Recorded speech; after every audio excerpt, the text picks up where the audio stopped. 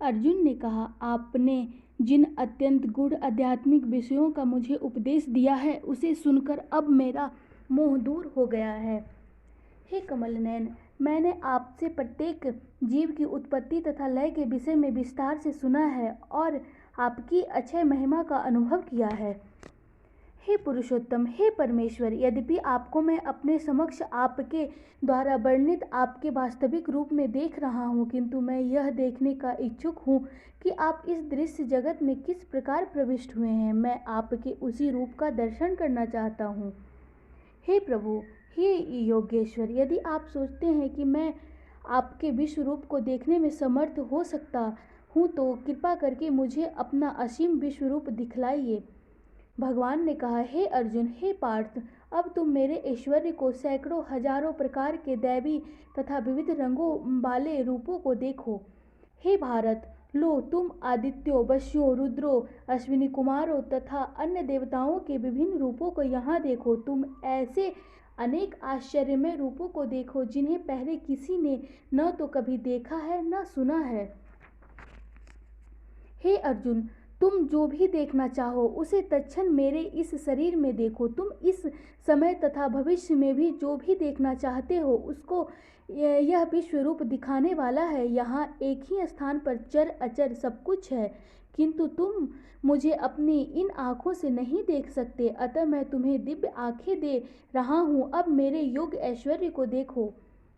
संजय ने कहा, हे राजा, इस प्रकार कहकर महायोगेश्वर भगवान ने अर्जुन को अपना विश्व रूप दिखलाया। अर्जुन ने उस विश्व रूप में असंख्य मुख, असंख्य नेत्र तथा असंख्य आश्चर्यमय दृश्य देखे। यह रूप अनेक दैवी आभूषणों से अलंकृत था और अनेक दैवी हथियार उठाए हुए था। यह दैवी मालाएं तथा वस्त्र धारण किए था और उस पर अनेक दिव्य सुगंधियां लगी थी। सब कुछ आश्चर्यमय, तेजमय, असीम तथा सर्वत्र व्याप्त था। यदि आकाश में हजारों सूर्य एक साथ उदय हो तो उनका प्रकाश शायद परम पुरुष के इस विश्व रूप के तेज की समता कर सके। उस समय अर्जुन भगवान के विश्व रूप में एक ही स्थान पर स्थित हजारों भागों में भी भक्त ब्रह्मांड के अनंत अंशों को देख सका। तब मोहग्रस्त एवं आश्चर्यचकित रोमांचित हुए अर्जुन ने प्रणाम करने के लिए मस्तक झुकाया और वह हाथ जोड़कर भगवान से प्रार्थना करने लगा। अर्जुन ने कहा, हे भगवान कृष्ण, मैं आपके शरीर में सारे देवताओं तथा अन्य विविध जीवों को एकत्र देख रहा हूँ। मैं कमल पर आसीन ब्रह्मा, शिवजी तथा समस्त ऋषियों एवं दिव्य सर्पों को देख रहा हूँ। हे विश्वेश्वर, हे विश्वरूप, मैं आपके शरीर में अनेकानेक हाथ, पेट, मुंह तथा आंखें देख रहा हूँ जो सर्वत्र फैले हैं और जिनका अंत नहीं है।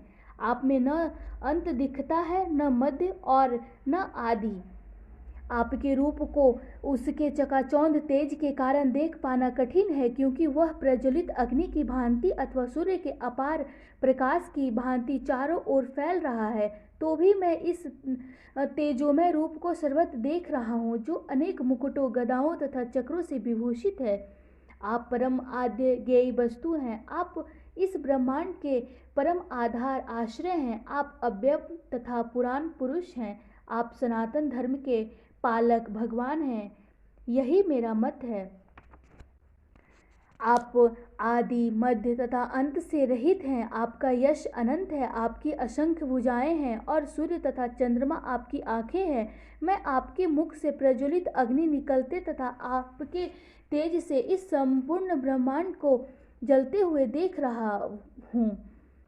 यद्यपि आप एक हैं, किंतु आप आकाश तथा सारे लोकों एवं उनके बीच के समस्त अवकाश में व्याप्त हैं। हे महापुरुष, आपके इस अद्भुत तथा भयानक रूप को देखकर सारे लोग भयभीत हैं। देवों का सारा समूह आपकी शरण ले रहा है और आप में प्रवेश कर रहा है। उनमें से कुछ अत्यंत भयभीत होकर हाथ जोड़े आपकी प्रार्थना कर रहे हैं। महर्षियों तथा सिद्धों के समूह कल्याण हो कहकर वैदिक मंत्रों का पाठ करते हुए आपकी स्तुति कर रहे हैं। शिव के विविध रूप, आदित्यगण, वसु, साध्य, विश्वदेव, दोनों अश्विनी कुमार, मरुदगण, पृथ्वीगण, गंधर्व, यक्ष, असुर तथा सिद्धदेव सभी आपको आश्चर्यपूर्वक देख रहे हैं। हे महाबाहु, आपके इस अनेक मुख, नेत्र, बाहु, जंघा, पांव, पेट तथा भयानक दांतों वाले विराट रूप को देखकर देवतागण सहित सभी लोग अत्यंत विचलित हैं और उन्हीं की तरह मैं भी हूँ। हे सर्वव्यापी विष्णु, नाना ज्योतिर्मय रंगों से युक्त आपको आकाश का स्पर्श करते मुख फैलाए तथा बड़ी बड़ी चमकती आंखें निकाले देखकर भय से मेरा मन विचलित है। मैं न तो धैर्य धारण कर पा रहा हूँ, न मानसिक संतुलन ही पा रहा हूँ। हे देवेश, हे जगत्रिवास, आप मुझ पर प्रसन्न हो। मैं इस प्रकार से आपके प्रलय अग्नि स्वरूप मुखों को तथा विकराल दांतों को देखकर अपना संतुलन नहीं रख पा रहा। मैं सब ओर से मोहग्रस्त हो रहा हूँ। धृतराष्ट्र के सारे पुत्र अपने समस्त सहायक राजाओं सहित तथा भीष्म, द्रोण, कर्ण एवं हमारे प्रमुख योद्धा भी आपके विकराल रूप में प्रवेश कर रहे हैं। उनमें से कुछ के सिरों को तो मैं आपके दांतों के बीच चूर्णित हुआ देख रहा हूँ। जिस प्रकार नदियों की अनेक तरंगें समुद्र में प्रवेश करती है, उसी प्रकार ये समस्त महान योद्धा भी आपके प्रज्वलित मुखों में प्रवेश कर रहे हैं। मैं समस्त लोगों को पूर्ण वेग से आपके मुख में उसी प्रकार प्रविष्ट होते देख रहा हूँ जिस प्रकार पतंगे अपने विनाश के लिए प्रज्वलित अग्नि में कूद पड़ते हैं। हे विष्णु, मैं देखता हूँ कि आप अपने प्रज्वलित मुखों से सभी दिशाओं के लोगों को निगले जा रहे हैं। आप सारे ब्रह्मांड को अपने तेज से आपूरित करके अपनी विकराल झुलसाती किरणों सहित प्रकट हो रहे हैं। हे देवेश, कृपा करके मुझे बतलाइए कि इतने उग्र रूप में आप कौन हैं। मैं आपको नमस्कार करता हूँ, कृपा करके मुझ पर प्रसन्न हो। आप आदि भगवान हैं। मैं आपको जानना चाहता हूँ क्योंकि मैं नहीं जान पा रहा हूँ कि आपका प्रयोजन क्या है। भगवान ने कहा, समस्त जगतों को विनिष्ट करने वाला काल मैं हूँ और मैं यहाँ समस्त लोगों का विनाश करने के लिए आया हूँ। तुम्हारे पांडवों के सिवा दोनों पक्षों के सारे योद्धा मारे जाएंगे। अतः उठो, लड़ने के लिए तैयार हो और यश अर्जित करो। अपने शत्रुओं को जीत कर संपन्न राज्य का भोग करो। ये सब मेरे द्वारा पहले ही मारे जा चुके हैं। और हे सब्यसाची, तुम तो युद्ध में केवल निमित्त मात्र हो सकते हो। द्रोण, भीष्म, जयद्रथ, कर्ण तथा अन्य महान योद्धा पहले ही मेरे द्वारा मारे जा चुके हैं। अतः तुम उनका वध करो और तनिक भी विचलित न हो। तुम केवल युद्ध करो। युद्ध में तुम अपने शत्रुओं को परास्त करोगे। संजय ने धृतराष्ट्र से कहा, हे राजा, भगवान के मुख से इन वचनों को सुनकर कांपते हुए अर्जुन ने हाथ जोड़कर उन्हें बारंबार नमस्कार किया। फिर उसने भयभीत होकर अवरुद्ध स्वर में कृष्ण से इस प्रकार कहा। अर्जुन ने कहा, हे ऋषिकेश, आपके नाम के श्रवण से संसार हर्षित होता है और सभी लोग आपके प्रति अनुरक्त होते हैं। यद्यपि सिद्ध पुरुष आपको नमस्कार करते हैं, किंतु असुरगण भयभीत हैं और इधर उधर भाग रहे हैं। यह ठीक ही हुआ है।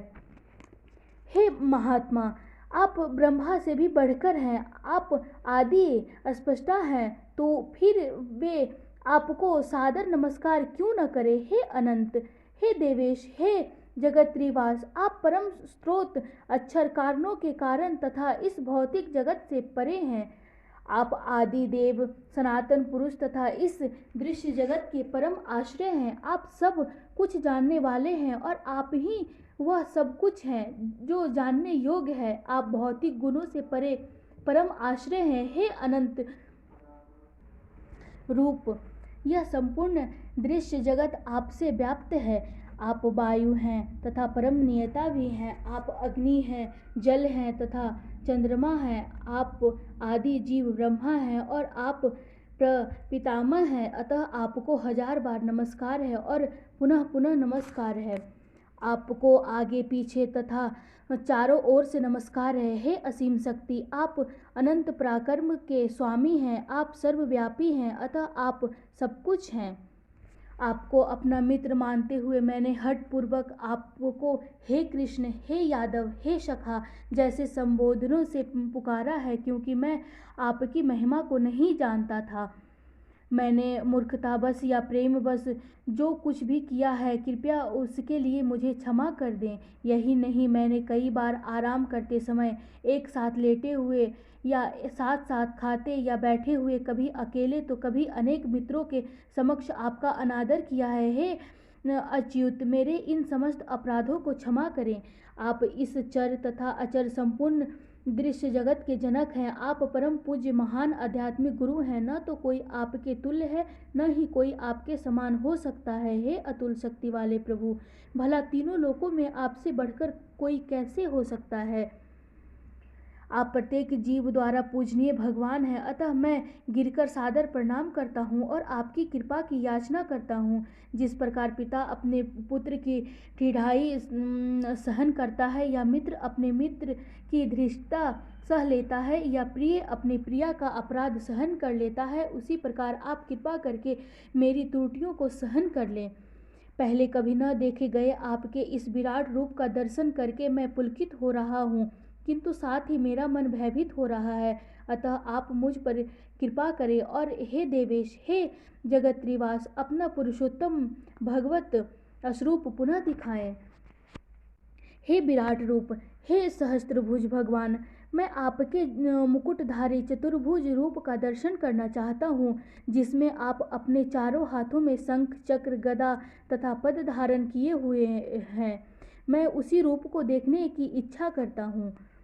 भगवान ने कहा, हे अर्जुन, मैंने प्रसन्न होकर अपनी अंतरंगा शक्ति के बल पर तुम्हें इस संसार में अपने इस परम विश्व रूप का दर्शन कराया है। इसके पूर्व अन्य किसी ने इस असीम तथा तेजोमय आदि रूप को कभी नहीं देखा था।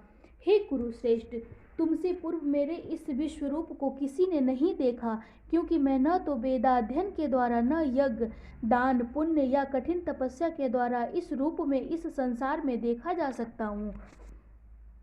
तुम मेरे इस भयानक रूप को देखकर अत्यंत विचलित एवं मोहित हो गए हो। अब इसे समाप्त करता हूँ। हे मेरे भक्त, तुम समस्त चिंताओं से पुनः मुक्त हो जाओ। तुम शांत चित्त से अपना इच्छित रूप देख सकते हो। संजय ने धृतराष्ट्र से कहा। अर्जुन से इस प्रकार कहने के बाद भगवान कृष्ण ने अपना असली चतुर्भुज रूप प्रकट किया और अंत में दो भुजाओं वाला अपना रूप प्रदर्शित करके भयभीत अर्जुन को धैर्य बंधाया। अब अर्जुन ने कृष्ण को उनके आदि रूप में देखा तो कहा, हे जनार्दन, आपके इस अतीव सुंदर मानवीय रूप को देखकर मैं अब स्थिरचित हूँ और मैंने अपनी प्राकृत अवस्था प्राप्त कर ली है। श्री भगवान ने कहा, हे अर्जुन, तुम मेरे जिस रूप को इस समय देख रहे हो, उसे देख पाना अत्यंत दुष्कर है। यहाँ तक कि देवता भी इस अत्यंत प्रिय रूप को देखने की ताक में रहते हैं। तुम अपने दिव्य नेत्रों से जिस रूप का दर्शन कर रहे हो, उसे न तो वेदाध्ययन से, न कठिन तपस्या से, न दान से, न पूजा से ही जाना जा सकता है। कोई इन साधनों के द्वारा मुझे मेरे रूप में नहीं देख सकता। हे अर्जुन, केवल अनन्य भक्ति द्वारा मुझे उस रूप में समझा जा सकता है जिस रूप में मैं तुम्हारे समक्ष खड़ा हूँ, और इसी प्रकार मेरा साक्षात दर्शन भी किया जा सकता है। केवल इसी विधि से तुम मेरे ज्ञान के रहस्य को पा सकते हो। हे अर्जुन, जो व्यक्ति सकाम कर्मों तथा मनोधर्म के कलमश से मुक्त होकर मेरी शुद्ध भक्ति में तत्पर रहता है, जो मेरे लिए ही कर्म करता है, जो मुझे ही जीवन लक्ष्य समझता है और जो प्रत्येक जीव में मैत्री भाव रखता है, वह निश्चय ही मुझे प्राप्त करता है।